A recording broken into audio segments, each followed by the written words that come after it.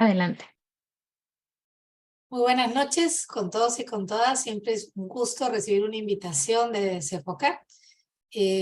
Voy a proceder a compartir mi pantalla y por favor cualquier pregunta pueden irla deslizando por el chat o también si desean compartir o reflexionar de manera conjunta entre todos los participantes pueden levantar la manito, ¿no? Y desde la coordinación me apoyan, me pasan la voz para poderle facilitar a la persona que pueda participar. Gracias. Voy a compartir mi pantalla. No me permite compartir. Sí, doctora, puede compartir normal. Está como coanfitrión. Ok.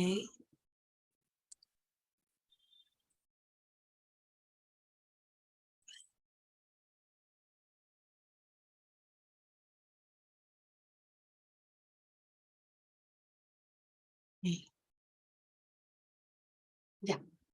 ¿Me confirman, por favor, que se ve la presentación? Se ve correctamente. Bueno, el día de hoy vamos a ver el proceso inmediato en caso de violencia familiar. Es realmente una parte muy puntual de lo que está pasando el día de hoy. Tiene que ver mucho con esta exhibición de la violencia de género en público, ¿no? Y también, ¿por qué no?, con la solidaridad y un poco más de toma de conciencia de toda la sociedad hacia las personas que están siendo agraviadas, ¿no? Esto motiva que mucha gente que antes no participaba, vamos a decir, no, Hola, Jackie, ¿qué tal? Buenas noches. Soy Marjorie. ¿Cómo estás, Marjorie? por Bien. favor, ¿podría apagar su micro? CEFOCAT está filtrando, gracias. Entonces, como decía, la solidaridad en general, toda la sociedad peruana hacia este fenómeno que es la violencia basada en género y la violencia dentro de las familias y dirigida de manera específica contra las mujeres y los integrantes del grupo familiar, hace pues que sea un poco más cercana la posibilidad de solidarizarse con la víctima, tomar el teléfono, marcar la línea 100 o marcar a la policía o avisar al serenazgo.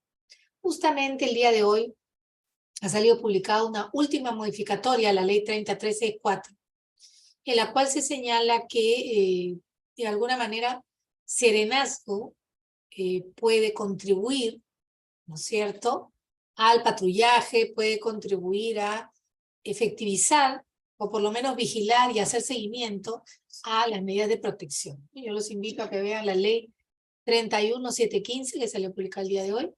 También la 31716 que tiene que ver con los cuidados para los niños que están en riesgo de perder cuidados parentales, ¿no? Que son dos leyes importantes que está bien que, digamos, se implementen lo más pronto posible, pero específicamente la 31715 todavía requiere que sea reglamentada, ¿no? Estaríamos a la espera de ello.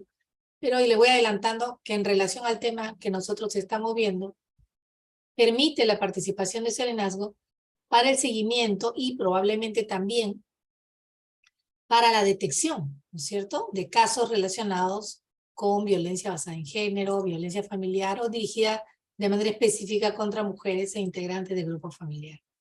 Este es el temario del día de hoy, ¿no? Cómo se tramita una impugnación de una medida cautelar, situaciones de flagrancia que contempla la ley. Ahí los voy a invitar a ustedes a que me comenten algunos casos que hayan podido ver o a veces noticias, ¿no?, sobre temas de flagrancia y cómo a veces no nos explicamos, existiendo todas las evidencias, estas personas terminan en libertad. No nos explicamos. Y nos lo vamos a explicar menos cuando veamos los requisitos y ustedes me digan cumple, cumple, cumple. No entiendo por qué la persona está libre, ¿no? Y vamos a ver por qué se dan estas situaciones. Luego viene la actuación de la autoridad competente para cada fase de este proceso de inmediato, el contenido del acta de detención, la flagrancia en caso de riesgo severo, la impugnación en caso de flagrancia y el desarrollo del proceso inmediato. Yo he tratado de respetar el orden, pero en algunos casos he variado por un tema de metodología. Entonces, primero, ¿en qué escenario nos encontramos? Nos encontramos en un escenario donde hay una gran escalada, vamos a decir, de violencia. Ustedes pueden ver al lado izquierdo tengo la estadística completa, pero he tomado una de los últimos 20 años. Como estábamos en el 2002, en el 2012 y ahora en el 2022. Entonces, como ustedes pueden apreciar, no estamos mejor, ¿no? Aún no encontramos un método lo suficientemente eficiente como para cambiar patrones socioculturales asentados relacionados a, vamos a decir, el machismo y la misoginia. Y la violencia en general, ¿ok? No solamente es la violencia relacionada al tema de mujer, sino también los hombres son víctimas de violencia, los niños son víctimas de violencia. Hemos construido una sociedad en la cual cada vez aparecen nuevos tipos de violencia. Según la ley 3364, la mujer y los integrantes del grupo familiar son víctimas de dos tipos de violencia diferentes. Por un lado, la mujer víctima de violencia por su condición de tal y los integrantes del grupo familiar, aquella violencia que se produce dentro del ámbito familiar entre miembros de una misma familia, pero bajo la condición de que se produzca dentro de una relación de responsabilidad, confianza o poder. Estas son, digamos, las dos líneas matrices de la ley 3364. Pero adicionalmente a ello reconoce que en la sociedad existe, ¿no?, 20 tipos de violencia adicionales que están basados en género. Quiere decir que la víctima preferente, recurrente, es la mujer. Solo la mujer. En todo su ciclo de vida, desde que es niña hasta que es adulta mayor. Entonces, viendo que este panorama sucede, 893.000 medidas de protección se han concedido solamente entre agosto del 2019 y enero del 2022. La fuente es el Poder Judicial. Y además han restado, ¿no es cierto?, el periodo de la cuarentena. Pero el promedio va entre 12.000 y 25.000 medidas. En relación a las medidas cautelares, no he podido encontrar una estadística. Más bien, si ustedes tienen alguna, les agradecería me la compartan, porque así, de manera diferenciada, medida de protección y medida cautelar por separado no hay. Sin embargo, yo me averigüé que aquí dentro de estas medidas de protección también se han considerado, por lo menos la mitad le pertenece a medida cautelar.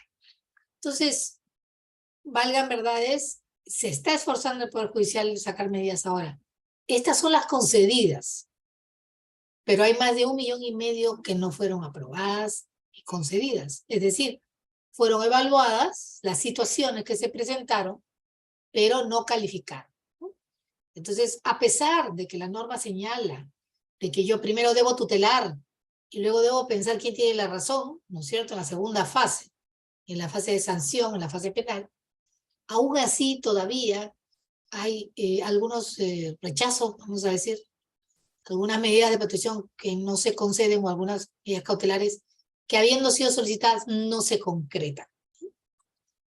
Entonces, vuelvo a repetir, esta ley nos plantea el desafío de que el juez de familia dicte medidas de protección y medidas cautelares y evite un nuevo hecho de violencia o una nueva vulneración o la posibilidad de la ocurrencia de un feminicidio o tentativa de feminicidio. Y esta fase tutelar fue planteada de esa manera. Yo sé que es difícil entender la lógica de la fase tutelar y luego pensar en pasar a una fase penal. Sin embargo, así está diseñada la norma. Este es el escenario con el cual tenemos que trabajar.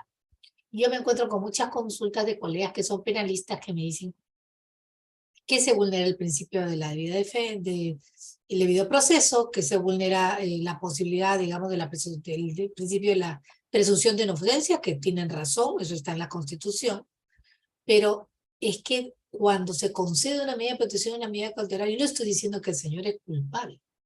Sin embargo, es cierto que a priori yo ejercito una defensa acérrima en relación a la primera versión que me llega a mí, que es el demandante, que puede ser hombre o puede ser mujer, pero es el demandante, ¿no? Y el demandante solicita la protección y la protección se le concede.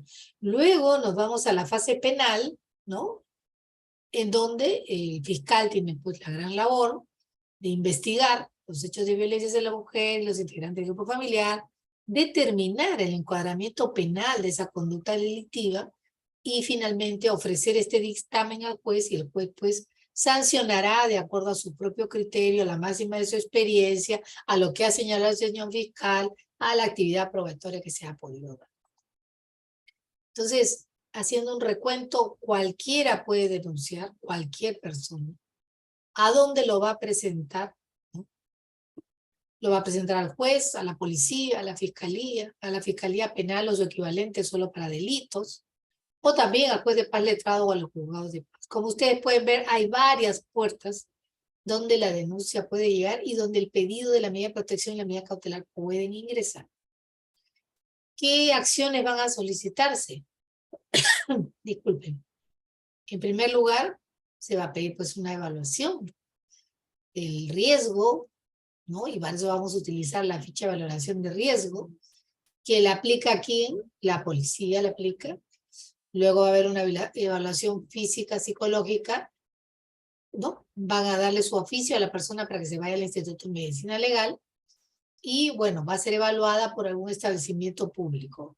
Normalmente en el sector público se aceptan bien, o vamos a decir sin sospechas o sin recelos, todas las evaluaciones que hayan sido realizadas dentro del sector público. A pesar que la norma señala que hasta una posta de salud privada, ¿no? Una clínica privada podría realizar bajo los parámetros del Instituto de Medicina Legal, lo más probable es que le acepten solo aquello que sea MINSA en salud. Es lo más probable. Y bueno, obviamente Instituto de Medicina Legal mismo y en el caso del tema psicológico, el equipo multidisciplinar también evalúa cuando se trata, ¿no? De menores de edad y también de mujeres. ¿Cuál es el problema? El problema es la cobertura. Hay situaciones en las cuales no hay cobertura. Váyase usted a la selva y vea cuánto, a Loreto, a Iquitos, y vea cuántos, vamos a decir, peritos forenses podemos encontrar. ¿Cuántas sedes del Instituto de Medicina Legal podemos encontrar? Y es la tercera parte del territorio de todo el Perú. Esa limitación hace que deberíamos empezar a pensar, ¿no? Ampliar un poco el abanico, vamos a decir, y ofrecer otras alternativas para que los casos no se nos caigan, ¿no es cierto? Para que las, vamos a decir, evaluaciones sean más frecuentes, ¿no? Abarquen más territorio, ¿no? Y las personas no tengan que esperar tanto para una evaluación. En un momento dado, yo he llegado a esperar hasta 2 meses para la evaluación de una cliente. Obviamente, cuando llegó el momento, la clienta me dijo, no, ya no tengo interés, doctora, en que me evalúe. Han pasado 2 meses. En estos 2 meses yo he estado con tratamiento psicológico. En estos 2 meses las cosas se han tranquilizado. La persona se ha retirado por su propia voluntad en base a la medida de protección que usted me consiguió. Y ya he empezado una nueva vida. Él ya no participa de mi vida. Mis hijos están bien. Yo en verdad ya no quiero continuar con el proceso. ¿Se dan cuenta? Eso no sucedería y la señora hubiera podido ser bien evaluada si no hubiese tenido que esperar casi 2 meses. Bueno, posteriormente, y esto va a pasar además con el tiempo, no es menos de 1 semana o 2 que tienen que esperar ahora. Entonces, ¿qué va a hacer la policía? La policía va a remitir copia de todo lo actuado al juzgado de familia y a la fiscalía penal, pero de manera simultánea. Es decir, el señor policía está aquí, recibe, ¿no es cierto?, la denuncia, va a poner los antecedentes, ¿no es cierto?, del presunto agresor, va a poner capaz copia del DNI de la señora, la denuncia, alguna otra prueba que la señora esté presentando, podría ser. Por ejemplo, la señora podría presentar copia de su carnet de CONADIS que avala que ella es una persona con discapacidad, con lo cual ingresa en la categoría de persona vulnerable, ¿no? Y eso también es un agravante. Otra señora que no se evidencia podría presentar su certificado médico que se encuentra en estado de gestación, ¿sí? Podría presentarlo, ¿sí? No se le nota el embarazo, pero la señora lo está presentando, con lo cual entra también a la categoría de persona vulnerable, ¿no? También podría la señora traer, ¿no? 2 partidas de nacimiento de sus menores hijos, ¿no? Para acreditar fehacientemente que lo que está diciendo en su sentencia, que sus hijos y ella han sido golpeados, que hay un entroncamiento familiar, que acá están sus criaturas, copia de su DNI amarillo de los niños también. Todo eso podría ir aparejado, vamos a decir, en este. ¿Por qué? Porque hay señoras que están asesoradas por amigas, por abogados, ¿no? Y ya venían con la idea de que esta situación se les podía presentar y juntan en un sobre sus papeles y en el momento que la situación es absolutamente inmanejable o la agresión o la amenaza es ya de cuidado, como cuando un hombre le dice a una mujer te voy a matar, la señora no es para que piense, ¿será verdad que me va a matar? No, agarra sus cosas, sus maletas y sale por la puerta, ¿no? O sale corriendo a toda velocidad junto con sus hijos, pero algunas señoras, como digo, ya preparadas, traen, o sea, lo primero que sacan de su casa son sus documentos. Entonces, el policía va a hacer un juego, ¿no? Va a hacer 2 folders y uno lo va a enviar a la fiscalía y el otro lo va a enviar al juzgado de familia. Copias iguales. Lo va a recibir el juzgado, ¿no es cierto? El juzgado con o sin audiencia, inaplazable además. No es que te voy a volver a citar, la audiencia es oral y es inaplazable. Y en esa audiencia, ya sea a pedido de parte o de oficio, por ejemplo, si hay niños, el juez no va a esperar que la señora que está toda sudorosa, nerviosa, que capaz no vino inclusive ni siquiera con abogado porque le dijeron que no era necesario, se presentó así a la audiencia oral y no sabe, no entiende, no conoce o no está en la capacidad, ¿no?, de solicitarlo. El juez va a mirarle, señor, ¿usted cuántos hijos tiene? 5. Ya, inmediatamente asignación económica de emergencia. Señora, ¿quién tiene a los niños en este momento? Yo tengo a todos mis hijos conmigo, me he ido a refugiar a la casa de mi mamá. Ya, tenencia, ¿no? Tenencia provisional a la señora. Y el presunto agresor implementa acercamiento a la víctima y si estaban viviendo en la misma casa, retiro el agresor. Es lo mínimo que se podría pedir considerando. Ahora, ¿eso lo puede pedir el abogado? Claro, el abogado puede pedir del 1 al 9 y del 1 al 4, ¿no? Puede pedir toda la fila. Puede pedir todas las medidas de protección y todas las medidas cautelares que quiera, pero el tema es, tiene que presentar un buen alegato en el momento, si le concede el uso de la palabra, ¿no? Para poder hacer notar, por ejemplo, el señor, yo quiero medida cautelar de protección, medida de protección porque el señor porta armas. Ah, perfecto, prohibición y tenencia de portar armas. ¿Qué más? Ah, bueno, el señor empezó a sacar todas las cosas de la casa y a pesar que la señora es una conviviente, ella también ha participado en la compra de algunas de esas cosas y ahora el señor está pretendiendo desconocer todos sus derechos y vaciar la casa, ¿no? Entonces, inmediatamente, ¿no es cierto?, suspensión de derechos sobre bienes comunes o inventario de bienes, ¿no? Cualquiera de ellos. Entonces, como ustedes pueden ver, las medidas de protección se presentan, supongamos se conceden, pero aparejado siempre tiene que ir niños igual.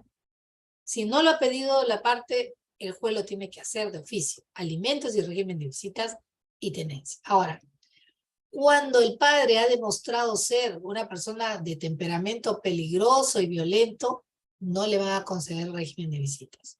Le van a decir, vaya usted a terapia psicológica y previa evaluación del equipo multidisciplinario, veré si usted está en la capacidad de visitar a sus niños.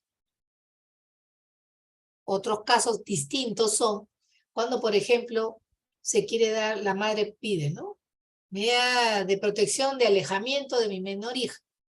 Y la menor hija es una niña de 16 años. El juez le pregunta, ¿tú estás de acuerdo con esto? Y la niña dice, no, mi mamá y mi papá se pelean entre ellos, pero no tengo nada que ver en ese asunto. Mi papá me llama por el celular, yo salgo al parque, ahí lo veo, conversamos, me invito a un helado, paseo con él los domingos. Si mi mamá se pelea con él, es asunto de ellos. Yo no tengo nada que ver en eso. Entonces, en ese escenario, y considerando que la persona solamente es un presunto agresor, todavía no se ha confirmado nada en la versión de la señora. No se ha actuado elementos, no se ha actuado absolutamente nada, porque como les digo, las evaluaciones son posteriores. Entonces, este señor, pregunto yo al público, ¿no tendría derecho a la visita?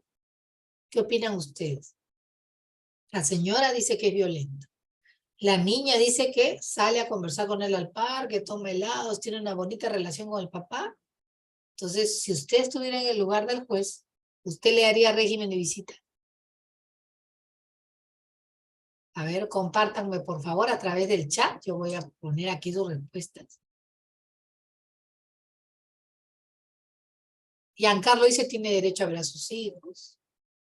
Carla dice tiene derecho a ver a sus hijos. No, no se le suspende la patria potestad. Sí tiene derecho. Ananías dice que sí tiene derecho. Muy bien, muy bien. Primero la niña deberá pasar examen psicológico para ver si miente. Dice Gerson, bueno, sí, ¿cómo no? También.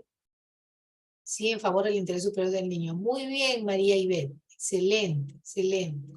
El niño siempre debe ser escuchado.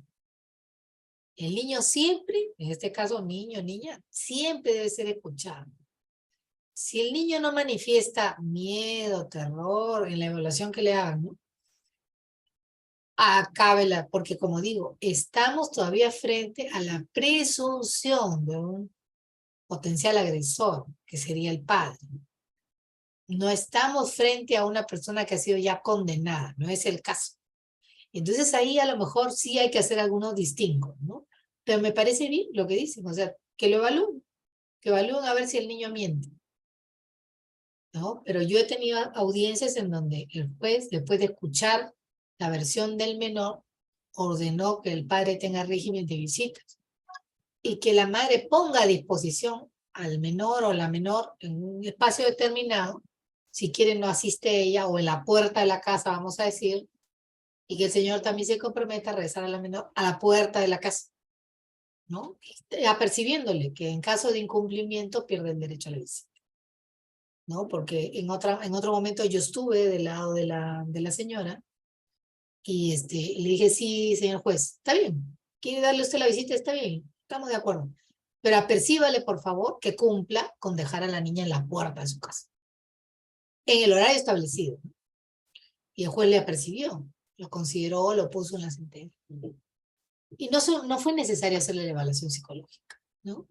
El grado de madurez de la menor, en este caso, la niña de 16 años, le dio, fue convincente con el magistrado dijo, esta niña sabe perfectamente el tipo de relación que tiene con el padre, ¿no? Y finalmente, esa denuncia se cayó, porque luego de las evaluaciones que vinieron, que fueron posteriores, porque no son inmediatas, fueron posteriores, se descubrió que todo había sido un invento de la señora, en realidad no había habido tal acto de violencia.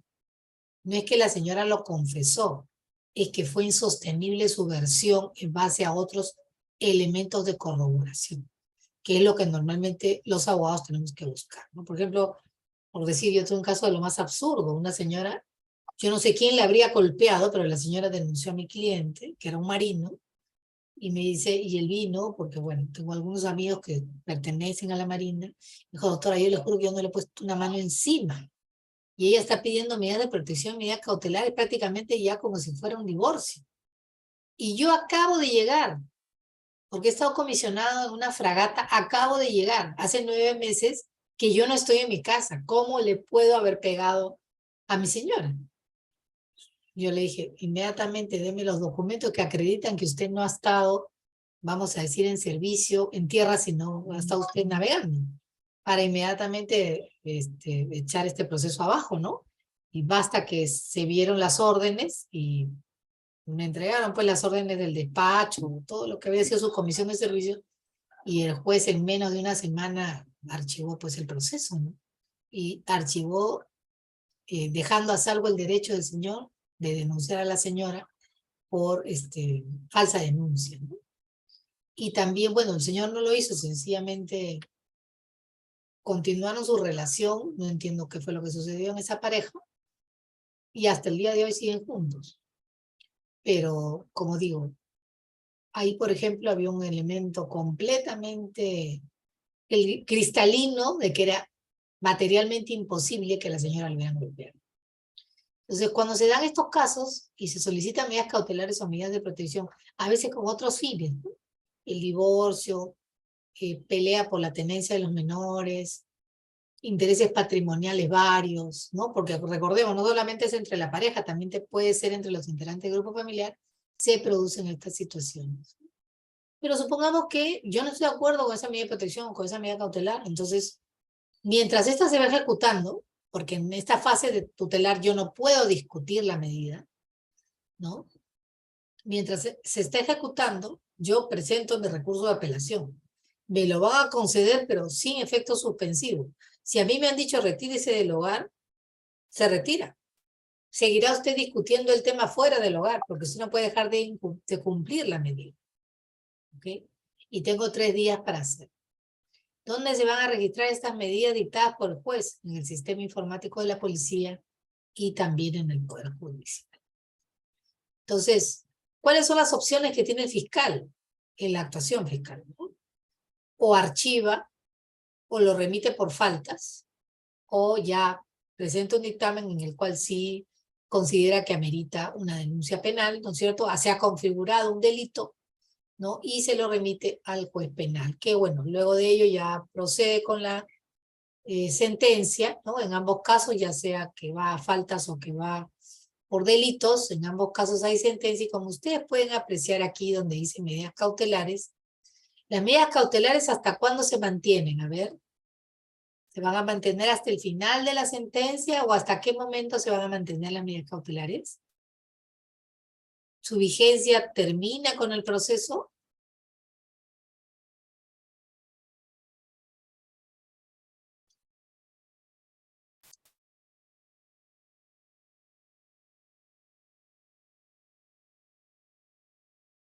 Cristian dice que se mantienen hasta la sentencia. ¿Están vigentes cuándo, estimada Rosa? ¿Hasta cuándo quedan vigentes? Es la consulta.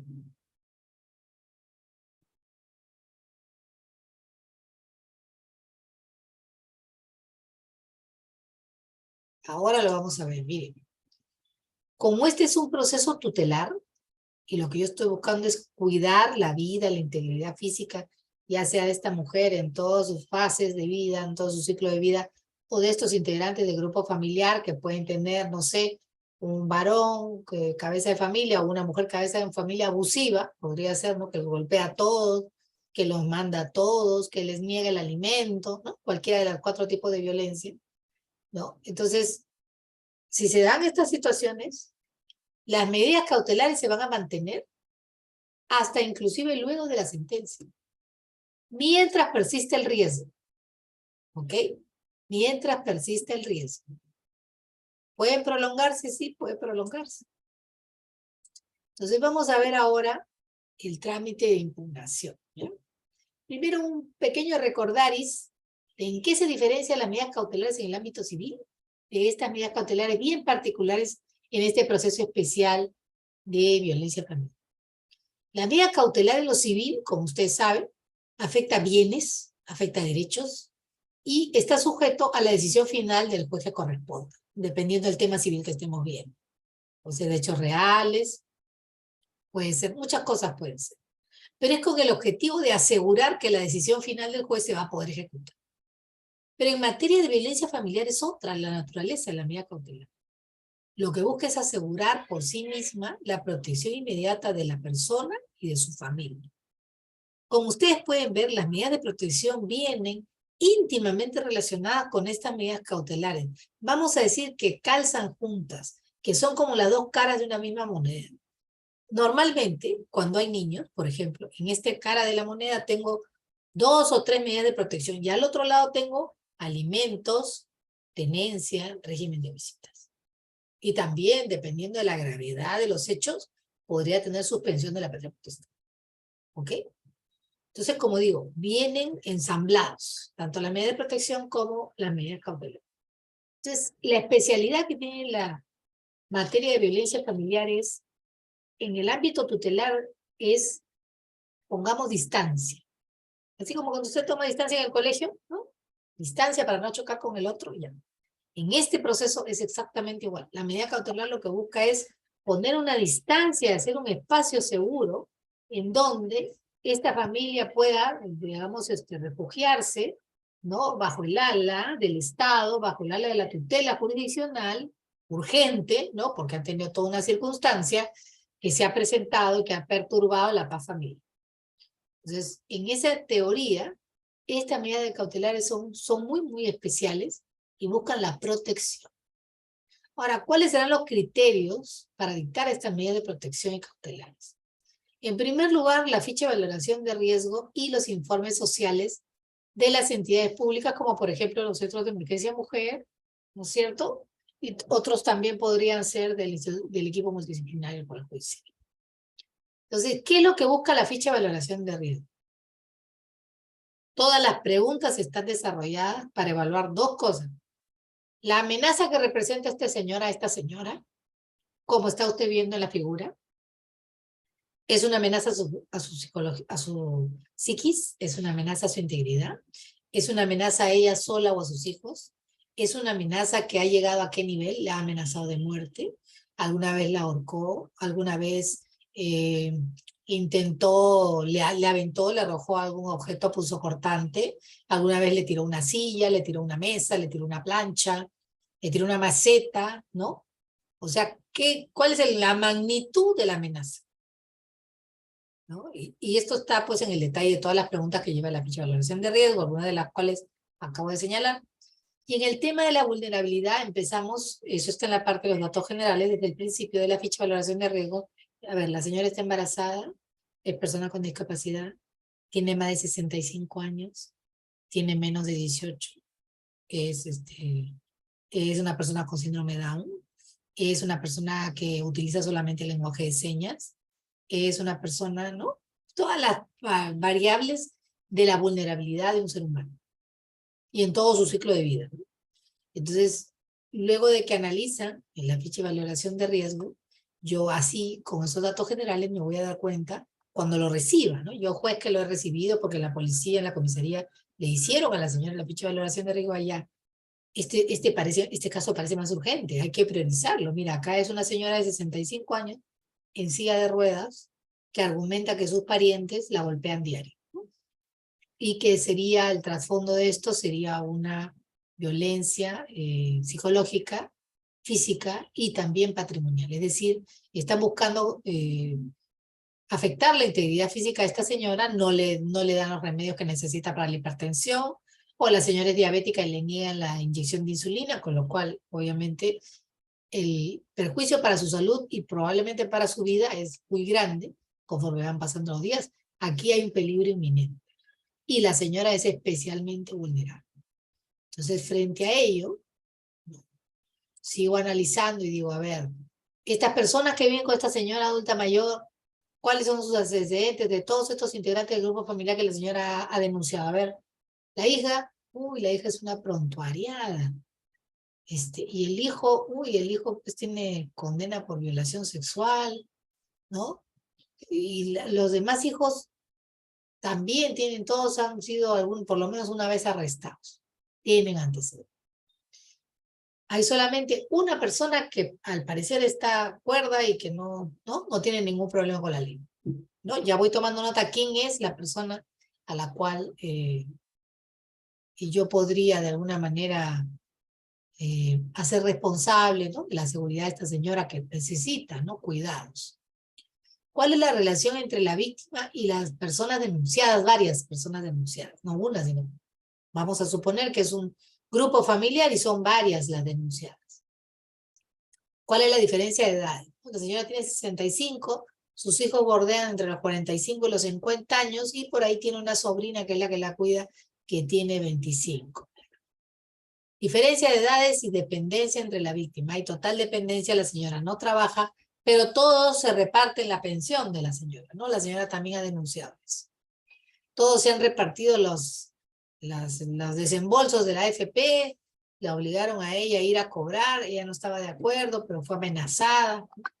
Todo esto está en el historial de violencia que tiene la señora.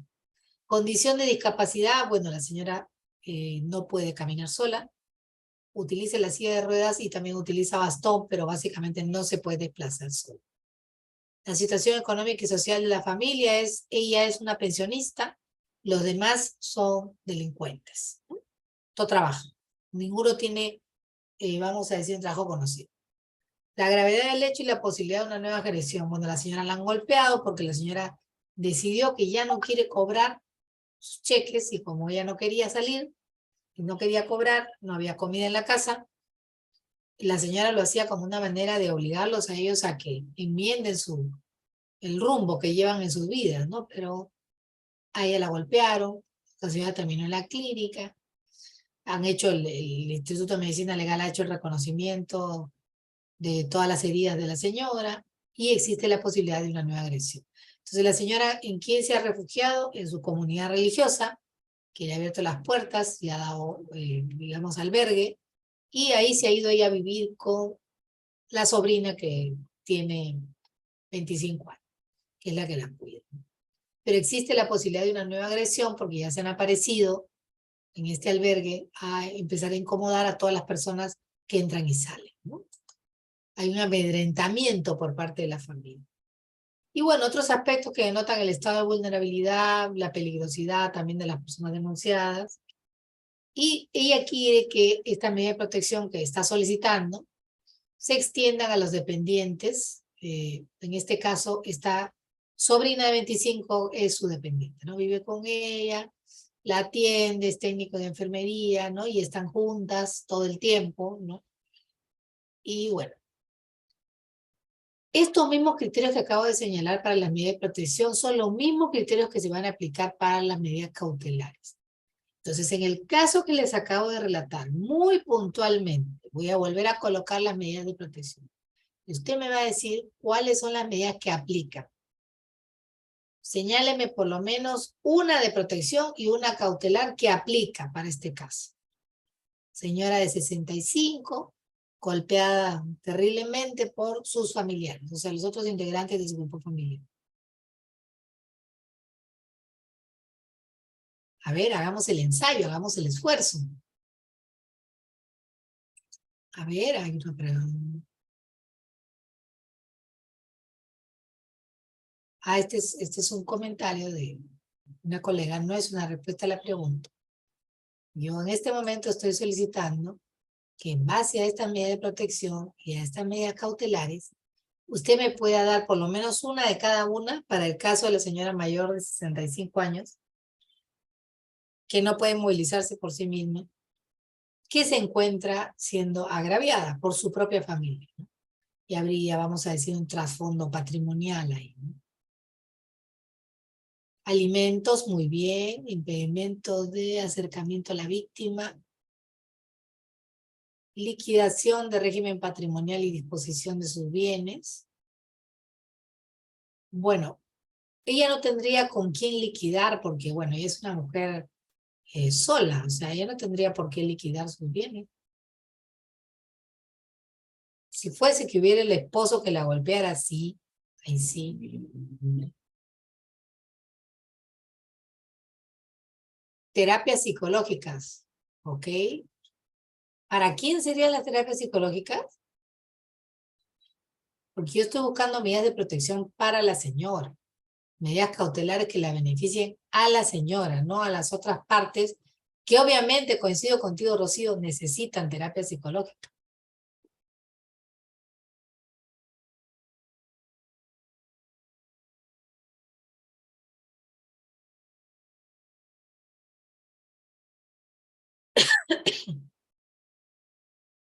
Muy bien, miren.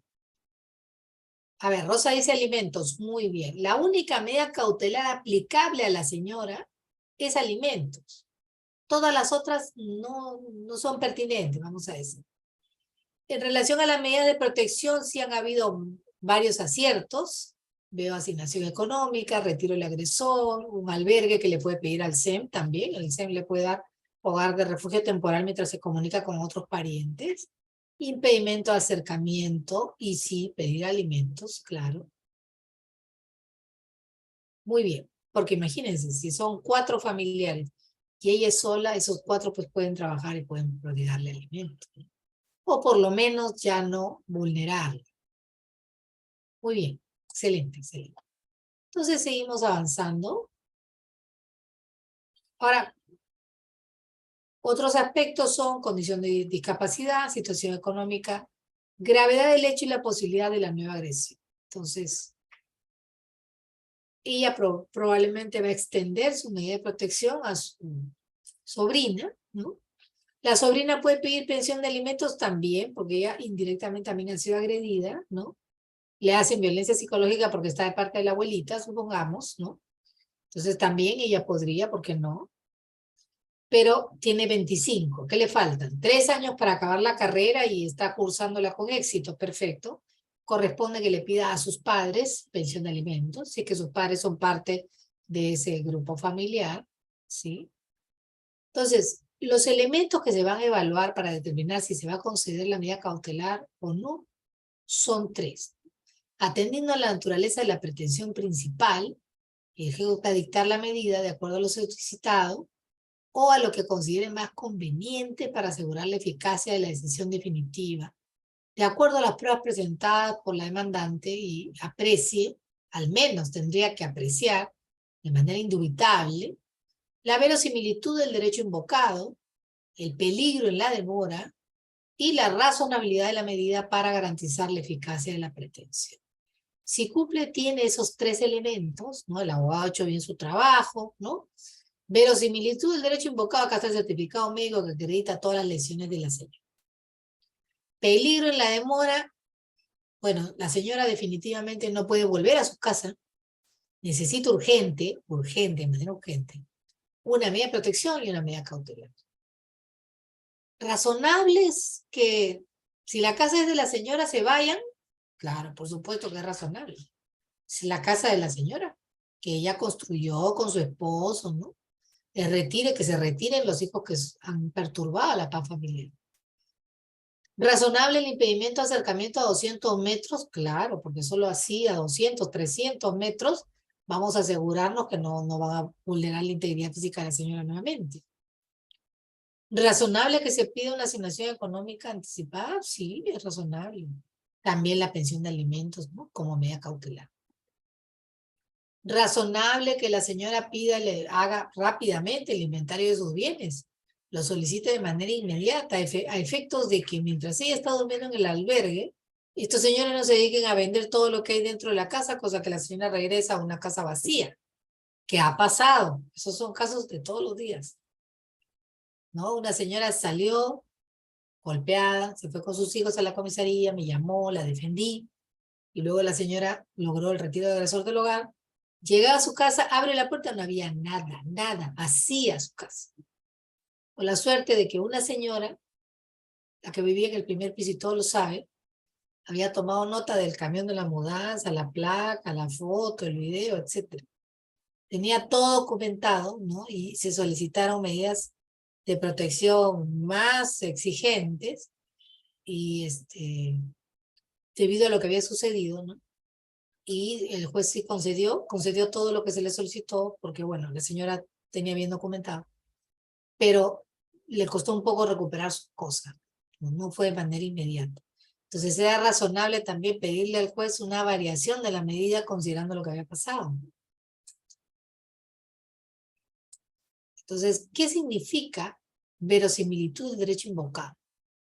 Que haya un fumus bonis iuris, o sea, una apariencia de que el derecho invocado es cierto, ¿no?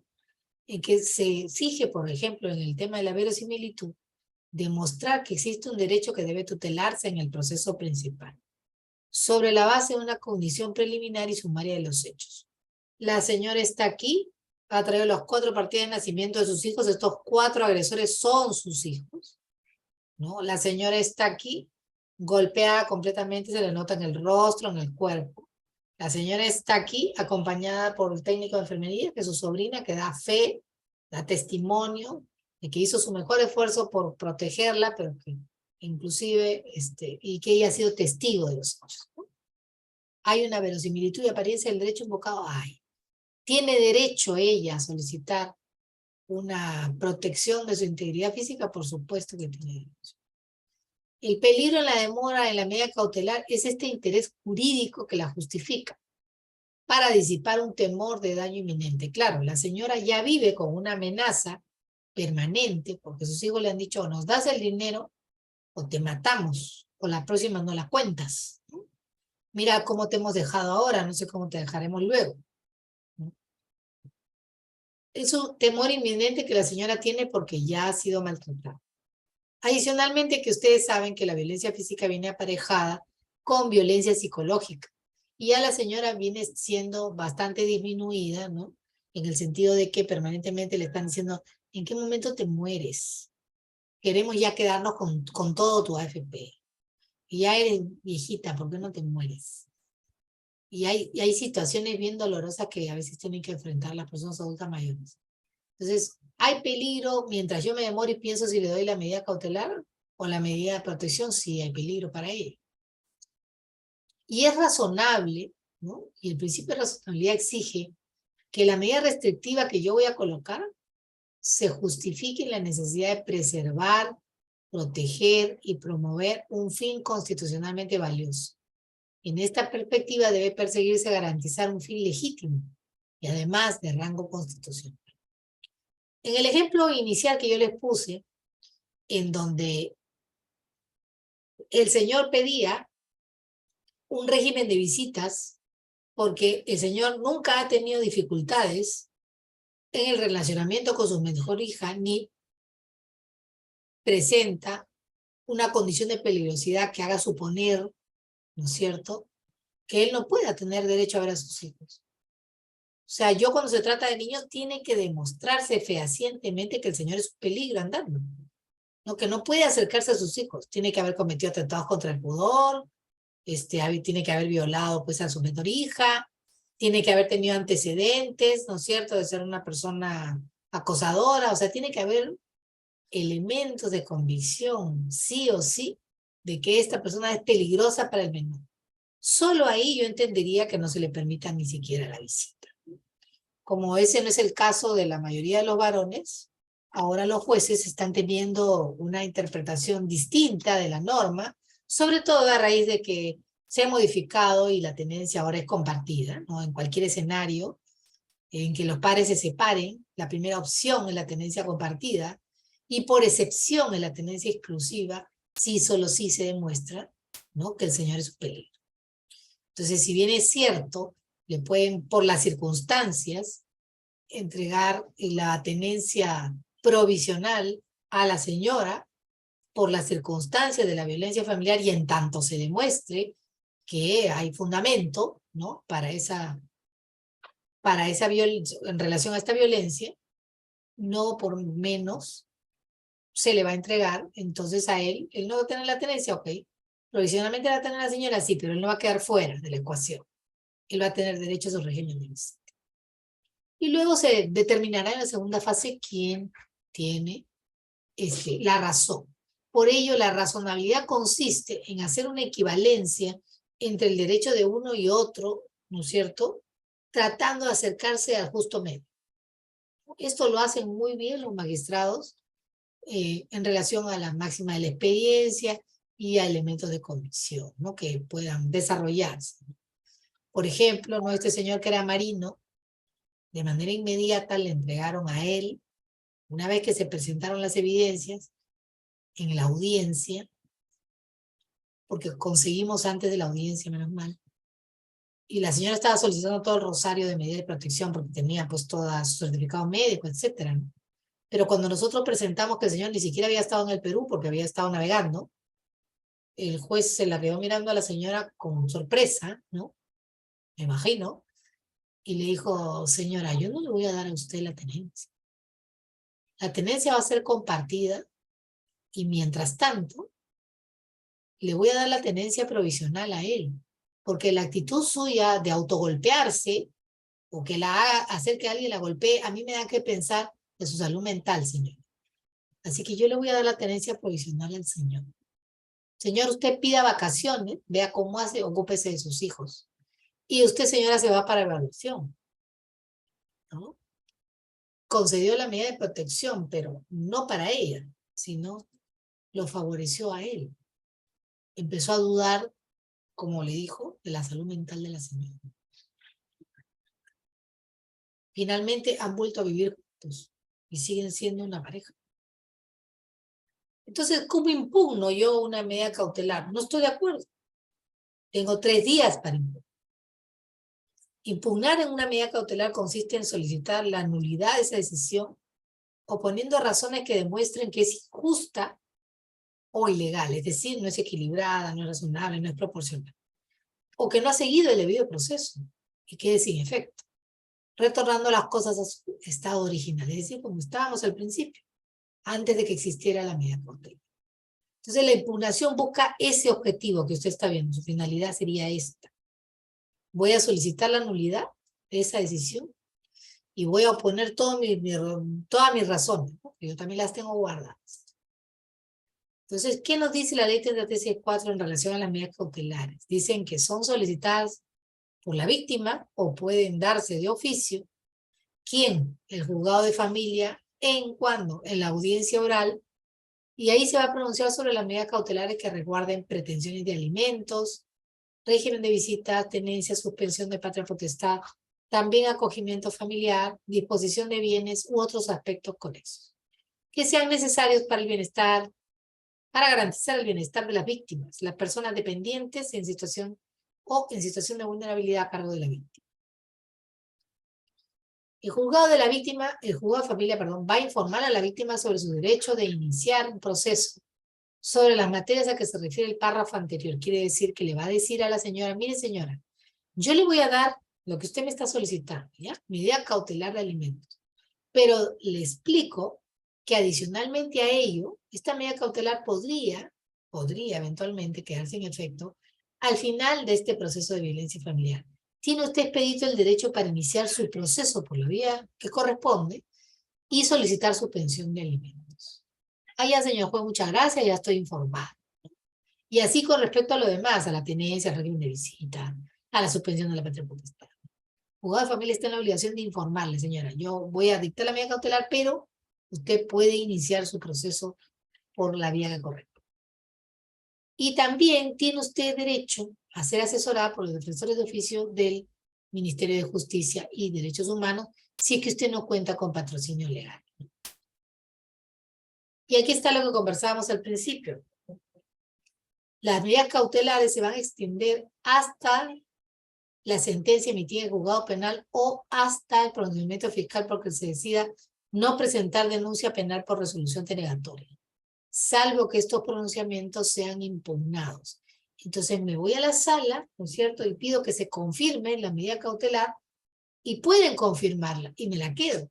O también el juez cuando dicta su sentencia dice, ustedes todavía me parece, ustedes me dicen que ya se han arreglado, que han regresado, que están juntos, a mí me parece que esto igual va a requerir terapia. Así que yo voy a dictar medidas que quiero que ustedes las cumplan y yo lo voy a volver a evaluar en 6 meses y me hacen terapia psicológica los dos, ¿no? De pareja, de familia, como ustedes quieran, pero terapia psicológica.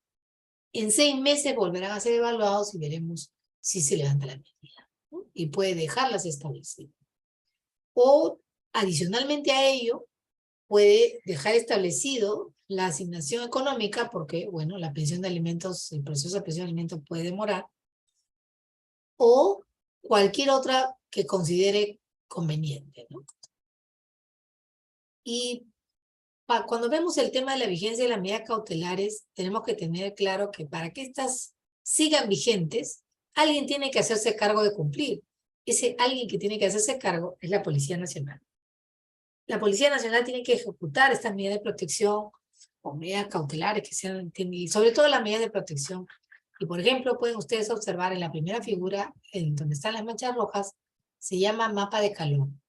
En esas zonas hay registradas muchas víctimas que tienen su medida de protección, ¿no? Y también, además, la han contrapuesto con, digamos, información que tiene sobre eventos delincuenciales, ¿no? O sea, al contraponerlo, determinan ellos cuáles son las zonas llamadas, que ustedes también conocen, zonas rojas, ¿no?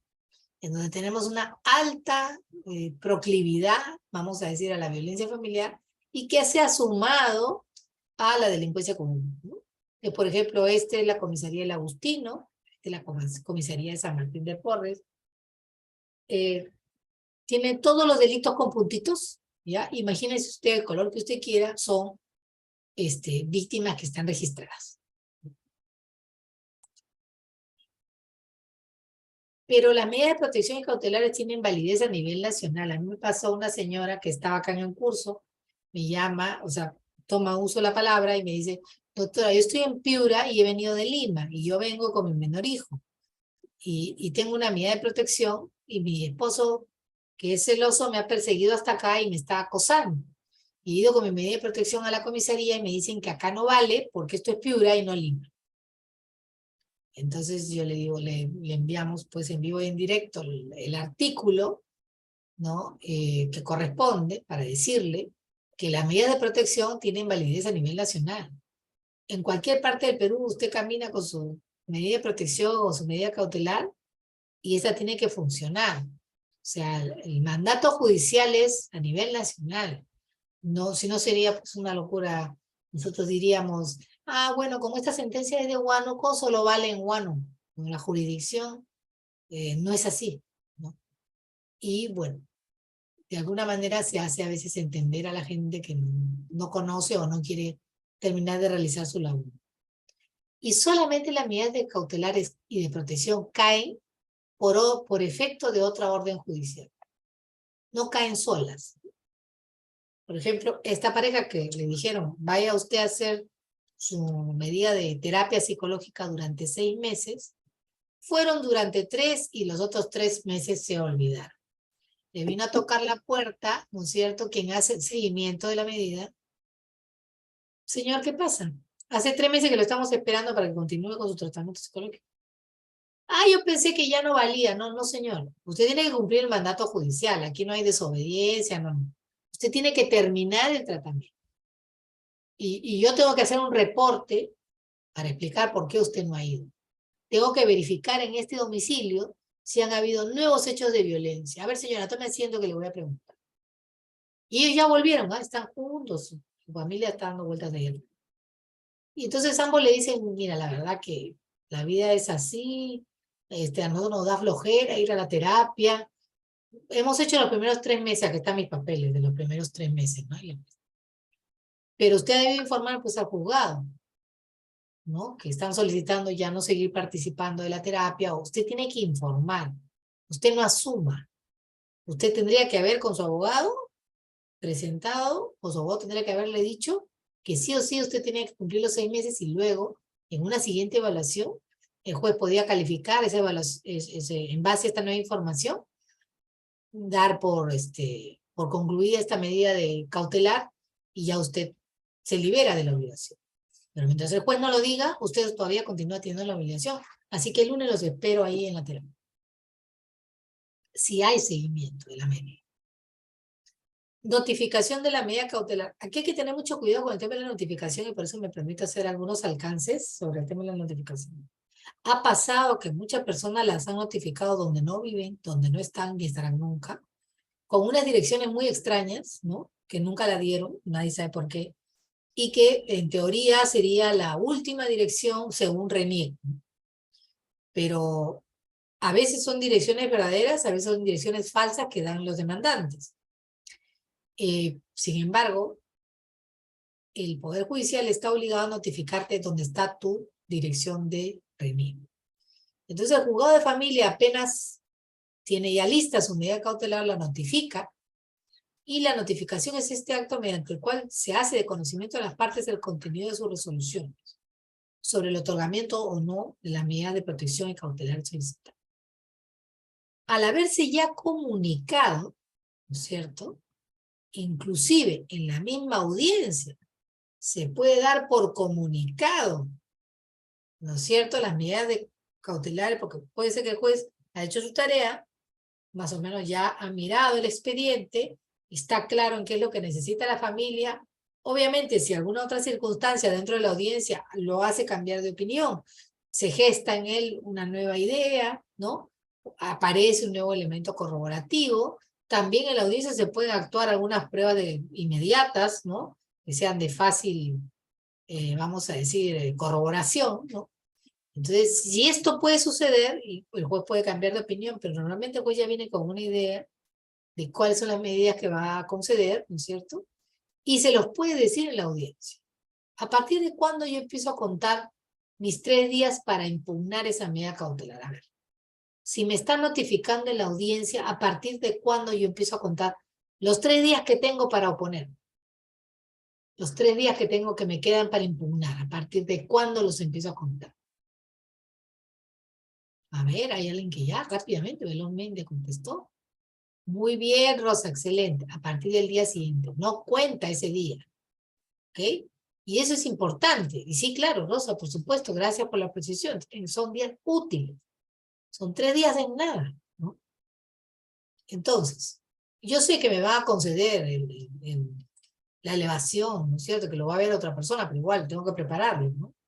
No aparece de la nada.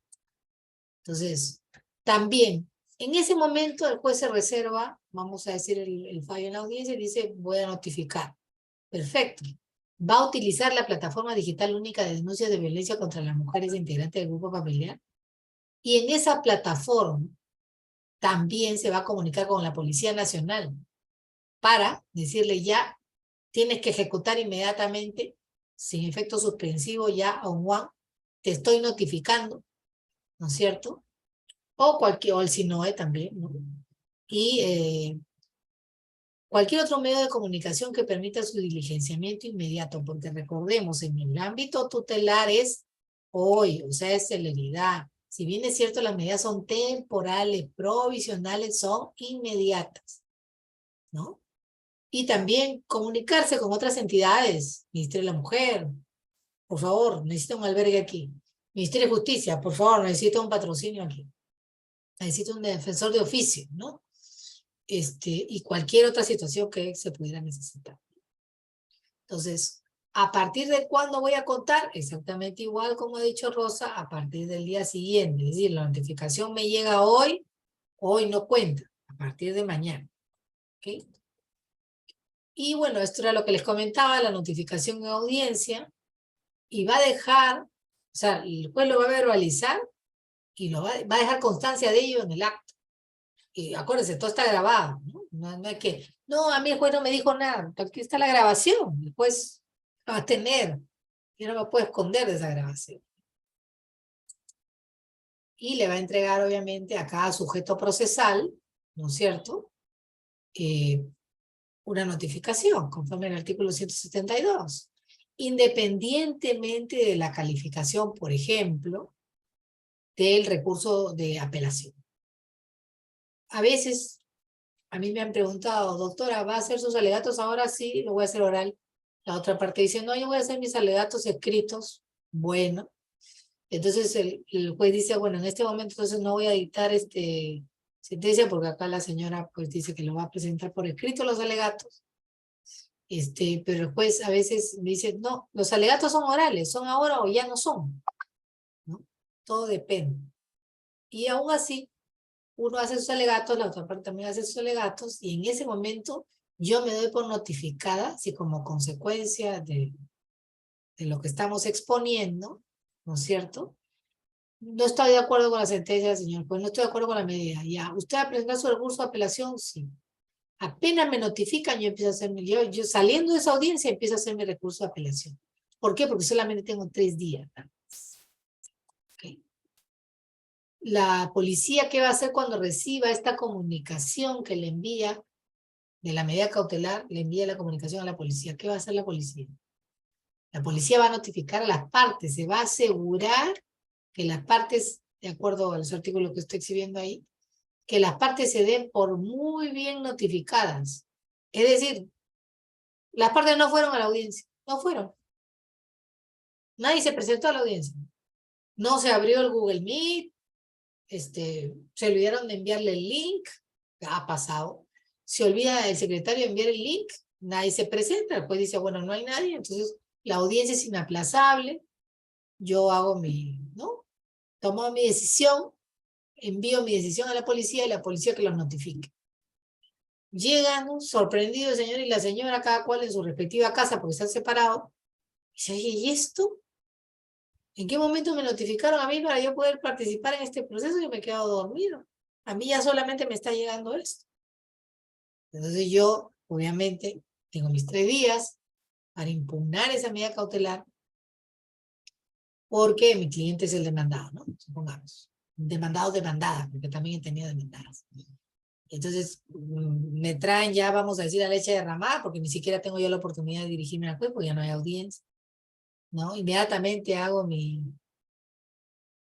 impugno la medida cautelar, ¿no es cierto? O apelo de la medida cautelar, ¿no? Con el objetivo de poder lograr, ¿no es cierto?, que yo sé que los efectos no se van a suspender, pero a la larga puedo lograr que todo el proceso se caiga, ¿no? La policía va a poner en conocimiento de las partes procesales la resolución que dicta las medidas de protección y o medidas cautelares, y se va a producir la convalidación de la notificación conforme al artículo 172 del Código Procesal Civil, y procede la ejecución inmediata. Es decir, llega el policía, ¿no es cierto?, toca la puerta, sale un varón y dice: sí, señor policía, mire, aquí tiene usted una medida de retiro del agresor del hogar, así que por favor ingrese, recoja sus pertenencias y le invito a retirarse. Y entonces la otra persona que no está informada o no participó en la audiencia o se durmió o la notificación se perdió, nunca tuvo conocimiento de los hechos. ¿Por qué? Dicen.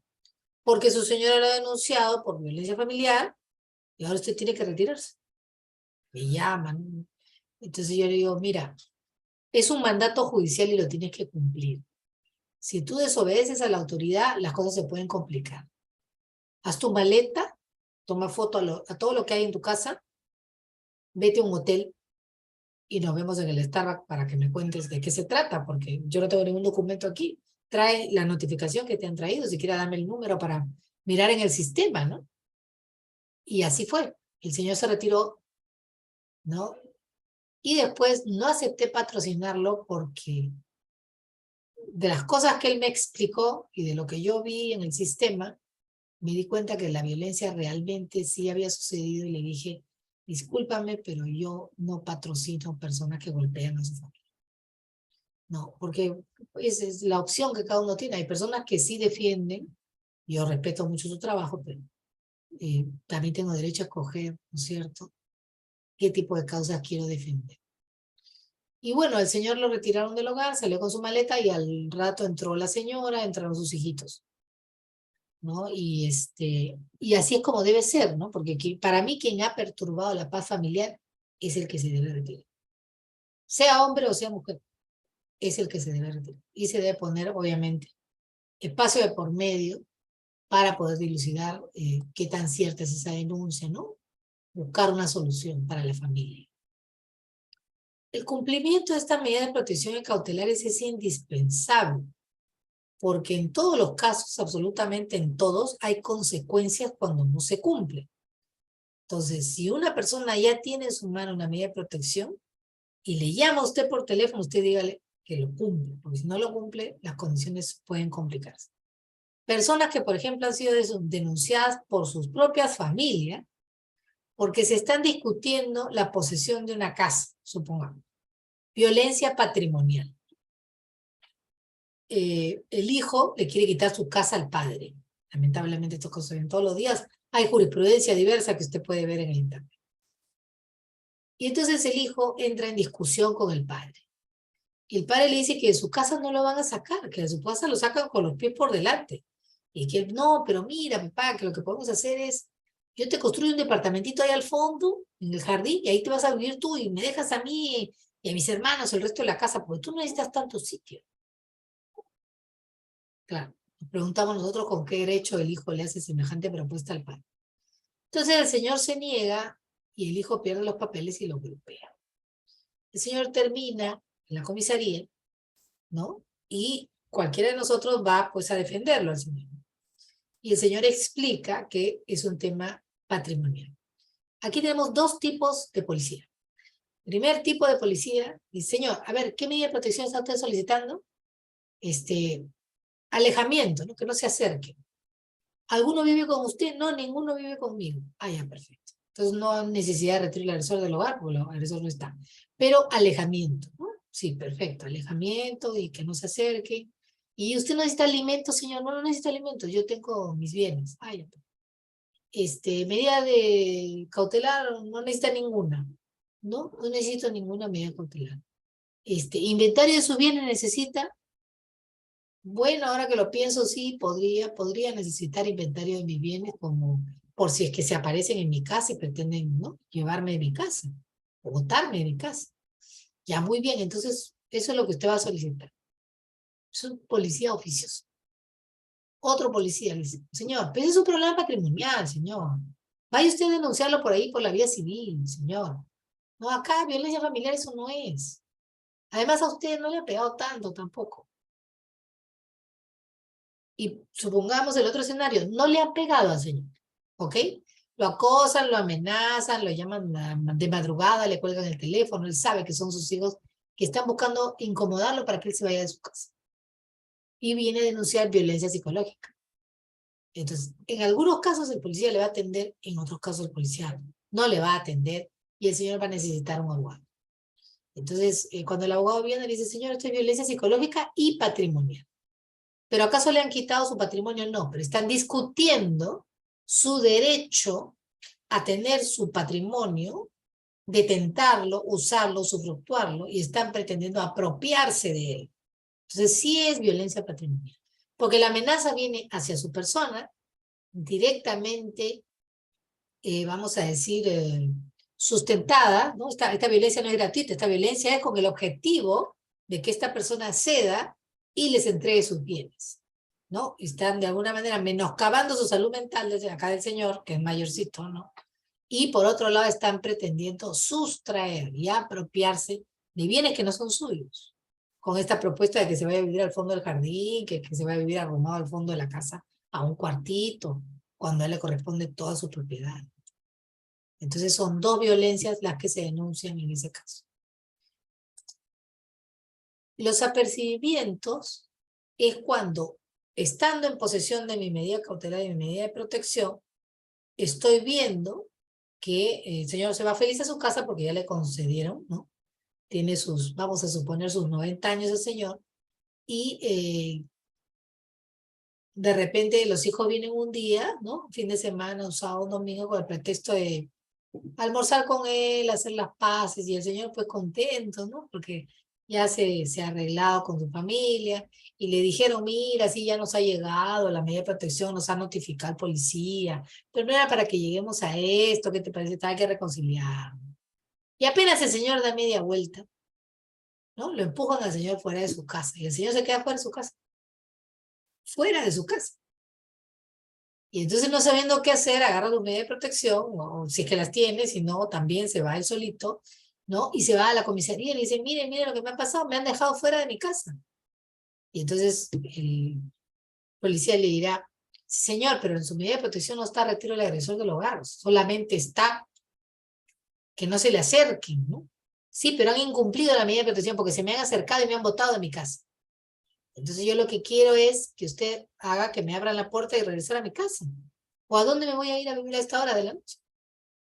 Pregunto, ¿el policía puede allanar el domicilio? ¿Hacer ingresar a este señor en mérito a la medida de protección que dice que no se le acerquen a 200 metros? ¿Puede hacerlo?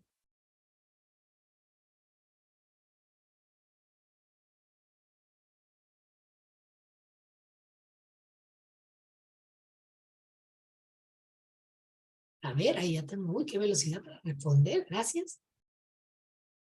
Me dice Rosa que no, Paula me dice que sí, Ronaldo me dice que no. Todas las opiniones son respetadas. Estaría violando el domicilio. Naura me dice que sí. Miguel Lezama me dice que sí. ¿Alguien más tiene una opinión diferente de cómo podríamos o no podría ser? Tendría que llamar al fiscal, dice Giovanna, ok.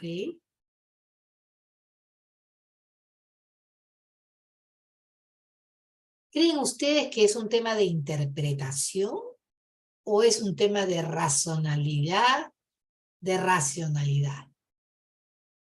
¿Qué es lo que pretendía la medida de no acercamiento? Gladys me dice sí pueden ingresar. Vamos a la finalidad de la medida original que me dieron. ¿Cuál era esa finalidad? Muy bien, proteger a la víctima. Entonces, si yo quiero protegerla y estamos hablando de flagrancia, se está resistiendo a la autoridad, muy bien, Diego. Fiorella, protección, sí. Rosa me dice cese de la violencia, claro. Muy bien.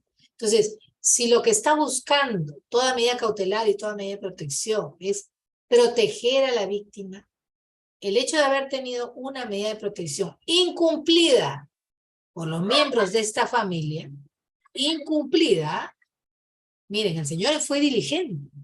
Él consiguió su medida.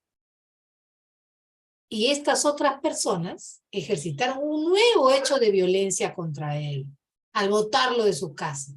Al ejercitar este nuevo hecho de violencia contra él, cuasi inmediatamente, vamos a decir, cuasi en términos de lo que el señor llegó a la comisaría, ¿no es cierto? Ya incurrieron en un segundo acto de violencia y incurrieron en cumplimiento del mandato judicial. Entonces, vuelvo a preguntar, habiéndose generado, como bien dice Rosa, el delito de desobediencia a la autoridad, teniendo que individualizar al presunto agresor. Claro, el señor, ¿qué le diría a un policía diligente? Mire, señor, vamos a ingresar. ¿Ya? Versión 1. Plan A.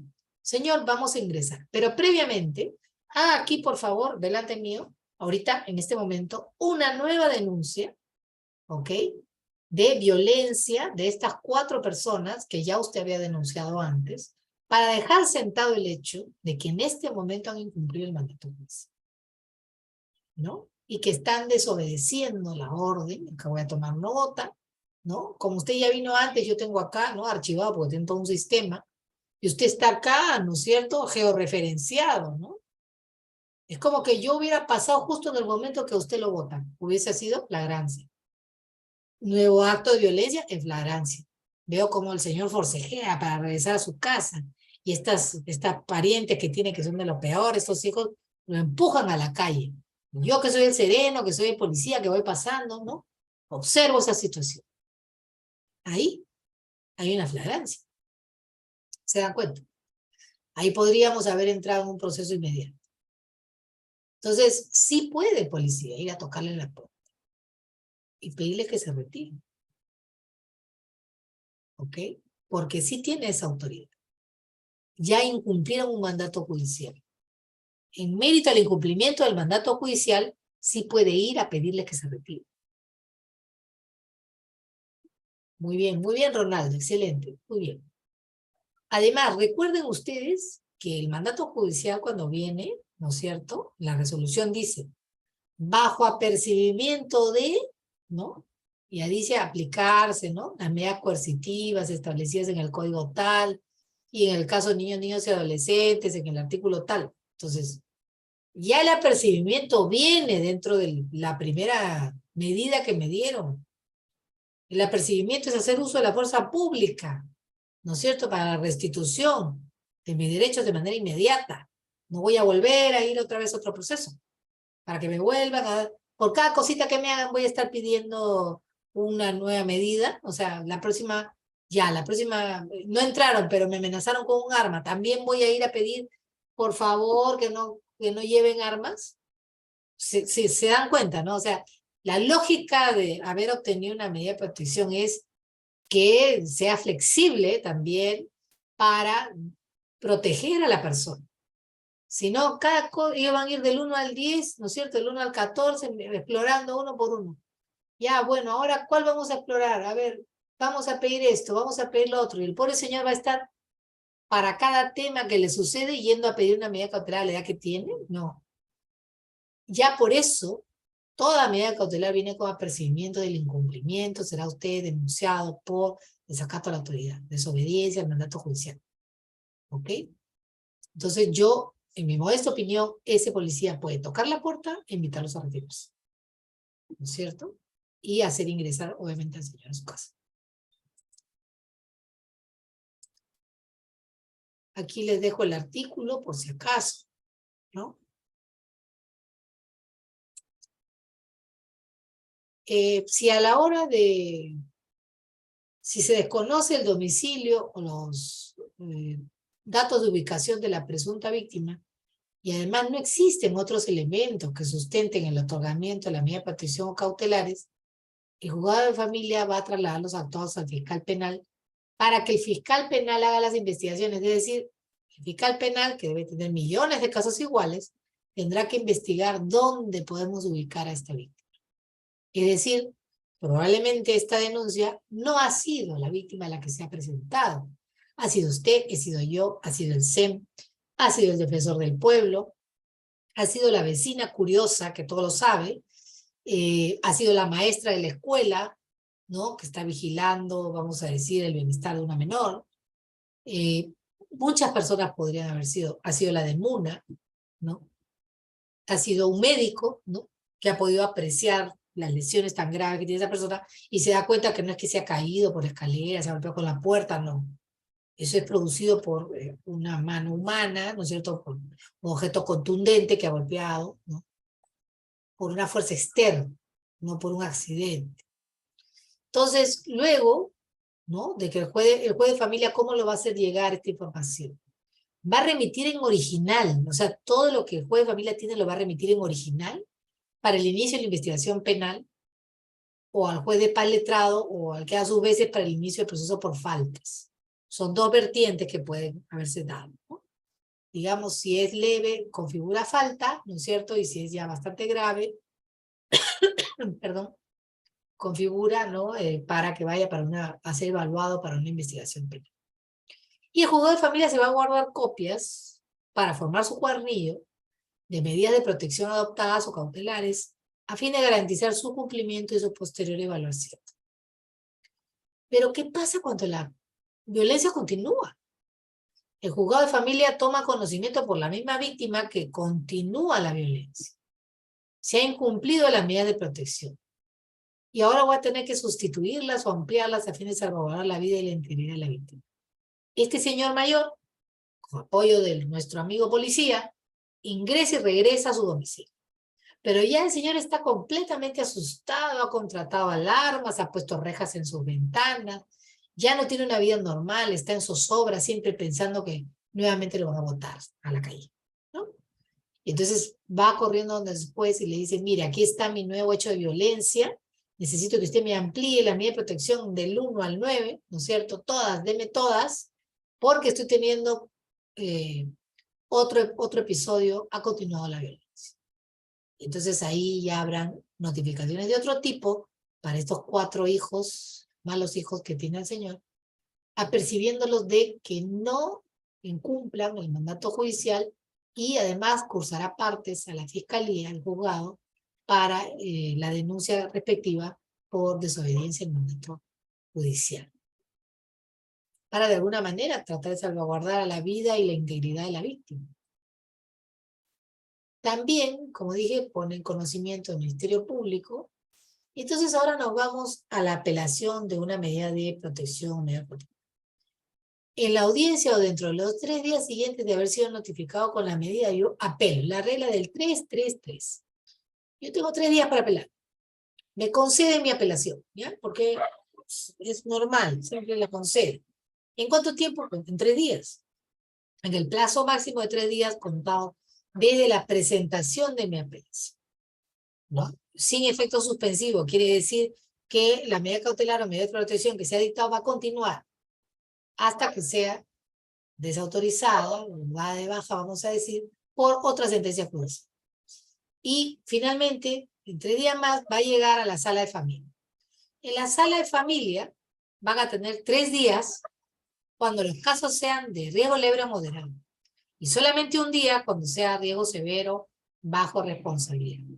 En este caso, que al señor lo empujaron, ¿no? De 90 años, lo empujaron a la calle, lo botaron y lo dejaron fuera de su casa, al señor le vuelven a hacer la ficha de valoración de riesgo y ya el señor en medio de sus zozobras, sus nervios, ¿no? Ya con el ánimo alterado, asustado porque no puede quedarse fuera de su casa, el señor vive solo, no tiene otra casa, ¿no? ¿Ustedes qué creen que habría salido en esa ficha de valoración de riesgo? No le han pegado al señor, lo han botado fuera de su casa. Entonces, Frente a este nuevo hecho de violencia, ¿no? Supongamos que no me dan la medida de protección. El juez me dice, no, que se mantenga a 200 metros de usted está bien, no hay necesidad. Además, retiro el agresor del hogar, no hay, señor, porque como usted ya reingresó a su hogar, ya no hay nada más que hacer. Entonces, no, yo creo que no le vamos a conceder nada. Pero yo necesito, ¿no? O la otra parte apela, más fácil el ejemplo, la otra parte apela. Los 4 más los hijos apelan, ¿no? Dicen que no, que eso no ha sucedido. En cualquiera de los dos casos, la sala de familia, si el riesgo es leve y es moderado, tienen 3 días, y si es grave, tienen 1 día. Normalmente los casos que se elevan a la sala de familia oscilan, ¿ok?, en un 50% riesgo severo y otro 50% los otros que son leve y moderado. Ya en la sala de familia va a remitir los actuados a la Fiscalía Superior de Familia para que haga su dictamen en 5 días. Supongamos sobre el nuevo hecho de violencia, el señor apela porque no le dieron la medida, bueno, y la causa se va a ver, y en la misma vista de la causa, cuando ya se recibe el dictamen, ¿no? Después de 5 días recibo mi dictamen, cito a vista de la causa. Tengo máximo 3 días de recibido el cuaderno ya listo, ¿no es cierto? Le comunico a las partes que los autos están expeditos para resolver, y dentro de los 3 días siguientes de la vista de la causa yo ya debo tener mi pronunciamiento. Como ven ustedes, es bastante rápido, ¿no? Claro, en la vida real los plazos, digamos que no son tan exactos. ¿Qué va a investigar el fiscal penal? Primero, el fiscal penal, para hacer su dictamen, puede decir, puede volver a tocar la puerta al juez de familia y decirle, a ver, este señor que no le has querido conceder, te ha informado si ha habido un tercer hecho de violencia. Los hijos, no sé, pues le han vuelto a tocar la puerta, lo acosan telefónicamente, hay violencia psicológica contra el señor. No tengo ningún conocimiento, te contesto que no ha habido otro hecho de violencia. Perfecto, ya. Antecedentes de violencia del denunciado a la Policía Nacional y al Poder Judicial cuando no obren el expediente. Supongamos que de 3 hermanos tengo y me falta uno. Pediré pues ese que me está faltando. Pero todo esto se va a priorizar cuando se trate de un caso de riesgo severo. Ahora, por la edad del señor y por la segunda comisión de un hecho de violencia, ya escaló a riesgo severo, o por lo menos a moderado. Por la condición de vulnerabilidad y la magnitud de la amenaza, recordemos. También en el caso de faltas, el juez de paz o juez de paz letrado, que va a investigar los hechos de violencia, puede pedir exactamente lo mismo que el fiscal penal, ¿no? Va a pedir información si continúa la violencia, los antecedentes, y va a priorizar el riesgo severo. Ahora, cuando el juzgado que emitió la medida de protección cautelar recibe copia de la sentencia firme de la disposición de archivo del juzgado penal, el juez penal decide que no ha lugar, ¿no? Como en el gráfico de flujograma que les dije, tenía 3 opciones: archivo, faltas o delito.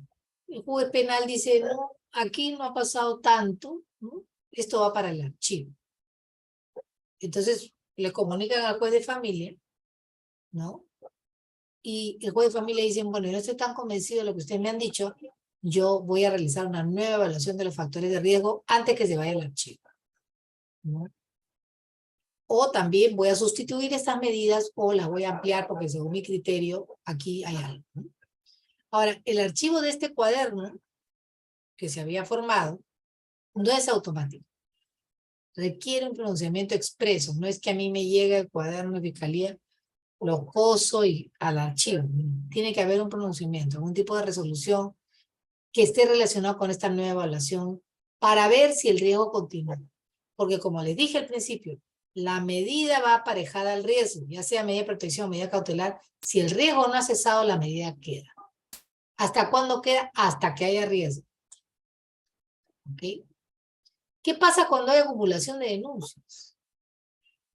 En estos casos, luego de una apreciación conjunta de los elementos y los medios probatorios, él o la juez de la denuncia primigenia puede reevaluar y, de ser el caso, dejar sin efecto las medidas de protección emitidas en las denuncias posteriores sí determina la configuración de hostigamiento o acoso a la víctima a través del uso indebido de las herramientas judiciales. Acuérdense que ahora hay acoso judicial, nuevo delito, ¿ok? Es utilizar todas las bondades que tiene el sistema judicial para acosar, hostigar a una persona que... acosarla, hostigarla con un montón de procesos judiciales, la demanda por tenencia acá, por alimento acá, por violencia familiar acá, por divorcio por acá, o sea, la demanda de varias cosas a la vez, ¿no? Estoy acosándola, hostigándola, porque en el fondo, ¿qué cosa es lo que quiero? Que la persona se desista de alguna de estas violencias, ¿no? Y también obstruye la ejecución de las medidas de protección primigenias. Ahí les dejo el detalle del protocolo. ¿Para cuáles son las fragancias que tenemos en nuestro sistema? Fragancias delictivas no dependen, ojo, únicamente de la inmediatez de la comisión, sino de la exigencia de un sujeto observador, pudiendo ser el agraviado, el testigo, una autoridad. Entonces, la flagrancia es la apreciación sensorial o visual del evento delictivo. ¿Okay? Los tipos son flagrancia en vivo y en directo, cuasi flagrancia, cuando el sujeto se encontraba inmediatamente después de haber ejecutado el hecho delictivo. La típica, pasa una persona, golpea a otra persona, sabe, todo el mundo alrededor del barrio sabe que es su señora, y luego la deja bien golpeada ahí, ¿no? Y se retira. ¿Alguien la vio? Si alguien lo vio, es flagrancia. Si alguien lo persigue y nadie más ha visto, pero ha sido perseguido desde el lugar en donde lo cometió por quien lo observó, un vecino, ¿no? Comprometido, ¿no? Con la señora, con su hijita, le da pena el caso, ya están hartos de cómo la golpean, y el vecino lo persigue hasta la esquina y lo atrapa. O así flagrancia, arresto ciudadano. Presunción de flagrancia. El sujeto no ha sido encontrado ejecutando el hecho delictivo, ni huyendo del lugar de la comisión, pero existe evidencia que permite inferir que ha cometido un hecho delictivo recientemente. Evidencias que he visto en noticias de televisión. La señora vende choclos y papas en la esquina con su queso así en su bolsita. Y tenía todo su dinerito guardado debajo del colchón, no en el banco, ¿no? De repente un día llega y ve semejante hueco en su colchón y que se ha robado todo el dinero. Ella inmediatamente sospecha de su ex conviviente. Sale, pues da la voz de alarma a todos sus amigos, a toda la gente que vive por ahí, le dicen, sí, efectivamente, hace menos de 5 minutos, 10 minutos vino y se retiró. O sea, sí ha ingresado a tu domicilio. Pero ¿cómo no has cambiado la chapa, pues vecina, si tú ya no vives con él hace tiempo? Ay, sé que no pensé que iba a regresar. ¿Y ahora qué hago? No, pues tienes que ir a denunciar. Ahí, por ejemplo, es una presunción de flagrancia de que este señor se ha llevado el dinero. Y lo encuentran a la vuelta, porque como el señor es bien, vamos a decir, no le teme a nada, ¿no? La señora va con policía porque le pasan la voz los vecinos y lo encuentran a la vuelta, tomando en el bar con todo el dinero, así un fajo de dinero, y encima en el mismo monedero en que la señora lo había guardado debajo del colchón. Pues ahí hay una presunción, hay una cuasi flagrancia, hay una flagrancia en estricto, ahí hay una presunción de flagrancia, ¿no? Entonces, con pequeños ejemplos, nosotros podemos ir ensayando lo que podría pasarle a una persona cuando aplicamos este tema de la flagrancia al proceso inmediato, ¿no es cierto? Para ver también cuáles son las autoridades competentes, ¿no? En caso de flagrancia, la policía va a arrestar a esta persona, va a detener a esta persona y va a comunicar inmediatamente a la Fiscalía Penal para que proceda de acuerdo a sus atribuciones. Pero en los casos de flagrancia que se advierte riesgo severo, va a comunicar a la Fiscalía Penal para que siga el procedimiento que está establecido en el artículo 17A de la ley 3364. Y en el caso de adolescentes en conflicto con la ley penal, bueno, también va a comunicar al fiscal penal, ¿cierto? Porque alguien tiene que haber sido responsable de lo que le ha pasado, ¿no es cierto? Y en todo caso se comunicará con el Ministerio de la Mujer y Poblaciones Vulnerables y aplicará que corresponde de acuerdo al Código de los Niños y Adolescentes cuando ubiquen al menor. Un ejemplo, a ver. Si en un patrullero policial está recorriendo una calle y los agentes observan cómo un hombre ahorca a una mujer, los policías pueden bajarse del vehículo y capturar al agresor. De esta manera el asaltante podrá ser detenido por un delito flagrante. A ver ustedes, de las imágenes que tienen en pantalla, ¿qué pueden observar? Primera imagen. No se sabe quién está ahorcando a quién. Segunda imagen. Señora echa la carrera, ¿no? Porque parece que el hombre la está golpeando en el cuello, ¿no? O él le está golpeando en la espalda, o es más fuerte que ella. Ella huye. Tercera imagen. Otro varón se acerca y detiene a este varón que está golpeando al señor. Todo esto observado por la policía, Serenazgo, Fiscalía, alguien, ¿no es cierto? Y esto es flagrancia. Todo eso es inmediato. Ahora, flagrancia en casos de riesgo severo puede requerir el fiscal penal la intervención del Programa de Protección de Asistencia de Víctimas y Testigos del Ministerio Público. Y en la formalización de la denuncia o el inicio de la investigación preparatoria, la Fiscalía Penal puede solicitar, juzgado penal, que emita medidas de protección a favor de la víctima para salvaguardar su vida e integridad. Por ejemplo, acá, en esta señora que le están golpeando, si es su conviviente o es su esposo, retírele al sol del hogar. Aquí no queda otra cosa. Impedimento de acercamiento, ¿cierto? En el juzgado penal se pronuncia sobre la medida de protección en la audiencia única de incoación del proceso inmediato. ¿Por qué? Porque acá estamos en flagrancia en caso de riesgo severo. Entonces, en un plazo no mayor de 24 horas va a remitir las copias certificadas del caso al juzgado de familia para que ratifique, amplíe o varíe, según corresponda, las medidas de protección inmediata que ha tenido que dictar el juzgado penal. ¿Okay? También hay otras competencias en el ámbito de la sanción. Por ejemplo, el juzgado de paz letrado va a sancionar el tema de faltas. El juzgado penal o mixto va a determinar responsabilidad de las personas que han cometido delitos. Y a su vez también dictar medidas de protección en la audiencia de incoación del proceso inmediato. Es una facultad que se le concede al juzgado penal porque estamos en medio de un proceso, ¿no?, que es considerado inmediato. Y aquí tienen ustedes cómo la policía va a redactar su acta y le va a comunicar rápidamente al fiscal penal, ¿no es cierto?, a la Fiscalía Penal para que tome las medidas. Va a hacer su acta de intervención, va a llenar los datos generales de ley, también le va a informar expresamente el motivo de la intervención le va a informar, pues no a la persona que ha sido detenida, ¿no? Le va a leer sus derechos, va a poner acá check, check, check, check, cuando termine de hacer todo esto. Va a hacer un acta de registro personal, es decir, va a catear contra la pared a esta persona, ¿no? Va a palpar su cuerpo para ver si trae un arma, ¿no? Si es una persona que está armada, trae cuchillo, trae pedernal, trae cualquier cosa, ¿no?, que pueda ser un arma. Si tiene el dinero de la que le robó a la señora, ¿no? Si tiene alguna prenda que haya escondido, que esté con sangre, ¿no? Alguna evidencia.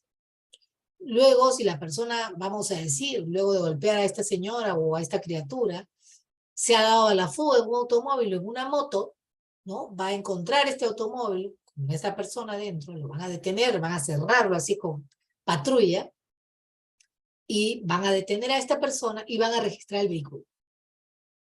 Van a hacer acta de hallazgo y recojo. Es decir, van a encontrar alguna evidencia, una prenda, ¿no es cierto?, aparentemente la víctima, que enlazaría a esta persona con la víctima, ¿no? Pues hay gente que se guarda alguna cosa de sus víctimas, un arete, se llevan la blusa, se llevan ropa interior, ¿no? Entonces todo eso lo recogen, ¿no? Tienen todo un procedimiento para ello. Y se hace un acta de incautación, luego un acta de entrevista, y se llena el formulario de la cadena de custodia. Cuando se rompe la cadena de custodia, la prueba se perdió. Ya esa prueba queda invalidada para poder ser utilizada en un proceso judicial. Por eso es que se hace este checklist para asegurarnos, ¿no es cierto?, de que a quien está pasándole, vamos a decir, las evidencias, los hallazgos, ¿no? Quede claro que hasta el momento que el policía lo tuvo, todas las evidencias estaban. Si luego se lo pasa, vamos a decir al señor fiscal o al juzgado, ya su responsabilidad ha quedado salvada, porque para eso hay el formulario de la cadena de custodia. También le va a leer al imputado todos sus derechos, que están en el artículo 71, en base, está impreso aquí el acta en que el investigado va a empezar a relatar, ¿no es cierto?, qué es lo que ha sucedido. Se le va a informar al investigado como presunto autor del delito en agravio de, ¿no es cierto?, y que se le considera responsable de este delito por tales motivos, ¿no? Se le va a requerir al investigado para que proporcione sus datos de identificación, ¿no? Si tiene muebles, tiene inmuebles, etcétera. Para que diga qué, y ahí comienza, vamos a decir, el interrogatorio. La defensa va a formular también sus preguntas para que diga si tiene algo más que agregar y los medios de prueba que el investigado puede traer. Por ejemplo, el investigado puede decir, es falso que yo golpeado a esta señora, ustedes me han confundido con otra persona. Yo no conozco a esta señora. Que venga la señora a decirme en mi cara que yo soy su pariente, su conviviente, o algo. Yo a esta señora no la conozco. La señora no estuvo en el momento que lo arrestaron a este señor. Pero la señora posteriormente toma conocimiento de la imagen de este señor y dice, sí, efectivamente este señor no es. ¿No? Es la manera como de alguna manera tiene que quedar atestiguado. Bueno, aquí se expresan todas las diligencias que se han realizado y todas las investigaciones que el personal de la policía ha podido hacer a la persona o sea, a la persona que ha sido denunciada. En horas tales se le encontró ¿no? Y se da cuenta. Y aquí también hace un pequeño relato de todas las diligencias preliminares. Ahí va a explicar lo que encontró, dónde lo encontró, cómo lo encontró, ¿no es cierto? Y va a poner el detalle de todo lo que ha realizado. Va a poner también si tiene antecedentes o requisitorias, penales, policiales, ¿no? Análisis de los hechos, ¿no? Y bueno, luego ya va a explicar absolutamente todo y cuáles son las especies que está entregando, va a juntar el acta de intervención policial. Eso es la responsabilidad que tiene la policía cuando estamos ante un caso de flagrancia. En el caso de violencia familiar, con riesgo severo. Y la actuación tiene que ser perfecta, porque si no se pierde la evidencia. ¿Cuáles son las autoridades competentes? Policía, Fiscalía y Poder Judicial. En los 3 tipos de flagrancia, por ejemplo, la Policía Nacional detiene sin mandato judicial a quien sorprende cuando el agente es descubierto en la realización del hecho punible, ¿no? Es este caso en que están pasando y lo ven cometiendo el hecho punible. O cuando la gente acaba de cometer el hecho punible y es descubierto, es decir, están pasando, lo ven cometer el hecho punible, ¿no es cierto? Otras personas que luego dan testimonio, ¿no? Y al señor luego lo encuentran. Y todo esto sucede dentro de las 24 horas. O también cuando la gente huye y es identificado luego, o alguien tomó un video, o alguien tiene una foto, con estos equipos de nueva tecnología, es como tener una cámara, ¿no? O también cuando la gente se ha encontrado dentro de las 24 horas después de la perpetración del delito con efectos o instrumentos procedentes de aquel o que hubieran sido empleados por cometerlos o con señales en sí mismo o en su vestido que indique su probable autoría o su participación en el hecho delictuoso.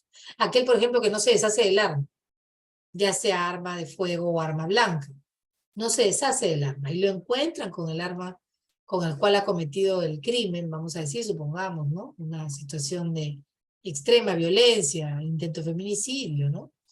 Le ha proferido un corte en la garganta a la señora y lo encuentran con el cuchillo, con el tipo de sangre, etcétera, etcétera, luego que hacen el análisis. Eso es también supuesto de flagrancia y amerita la detención inmediata. Entonces, bueno, ya el tema de... también en la flagrancia delictiva se le dice a la persona que puede abstenerse de declarar, es decir, puede contestar en silencio. Se le hace la pregunta y dice, me abstengo de declarar, ¿no? Hasta que llegue mi abogado, no voy a hablar. Y bueno, luego viene su abogado y bueno, el abogado ya le recomendará si es que habla, si es que no habla. También, obviamente, está prohibido torturarlo al señor para que hable y puede ser examinado por un médico legítimo en su defecto por otro profesional de la salud cuando su estado de salud así lo requiere. El cumplimiento de lo prescrito anteriormente tiene que constar en el acta, el efectivo debe comunicar en forma inmediata la detención, las actas se deben levantar en el lugar de los hechos y debe poner a los detenidos a disposición de la comisaría conjuntamente con sus actas. El responsable de la comisaría es el encargado y en caso de no haber comunicado la detención al fiscal de turno por motivos razonables, el efectivo de la comisaría debe hacerlo en forma inmediata. Todo esto es labor de la policía. Bueno, luego se produce la detención o el arresto ciudadano que tiene una duración de 24 horas. ¿Qué hace el Ministerio Público? El Ministerio Público no puede negarle la defensa legal, ¿no es cierto? El Ministerio Público tiene que permitir que el abogado defensor acceda pues, a toda la información y a toda la documentación y solo pueden tomar la declaración del detenido cuando esté presente el abogado defensor. ¿Qué hace después el Poder Judicial con todo lo que se ha actuado anteriormente?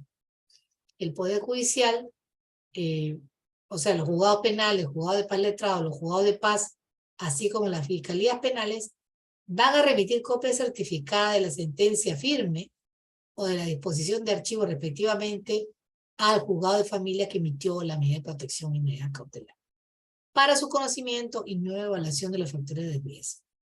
Si no hay riesgo, el juzgado de familia procede al archivo, pero con resolución, obviamente, y la remisión de todos estos documentos debe ser dentro de los 5 días siguientes a su expedición. O sea, hay un plazo. Y la sentencia puede ser absolutoria o condenatoria, ¿no? Cuando condenan, siempre van a pedir tratamiento, van a ordenar tratamiento terapéutico a favor de la víctima. Tratamiento especializado al condenado que se va al centro de atención institucional, que es el CAI, que tiene el Ministerio de la Mujer, donde las personas entran en un programa de entre 9 meses y 1 año para revisar sus ideas acerca de la masculinidad, el machismo y todas estas creencias de la inferioridad de la mujer, ¿no es cierto? O de la necesidad de subordinar a la mujer dentro de la relación. Entonces, en algunos casos, cuando la violencia no es muy grave, utilizan estos procedimientos especializados para intentar, ¿no es cierto?, resocializar a esta persona y que esta persona tenga la oportunidad de revisar sus ideas sobre masculinidad. Y bueno, cuando las personas están condenadas, quedan inscritas en el Registro Nacional de Condenas y en el Registro Único de Víctimas y de Personas Agresoras. Yo les dejo para que revisen, porque ya me han ganado el tiempo, el principio precautorio, ¿no? Ahora doy paso a las preguntas. Adelante, por favor.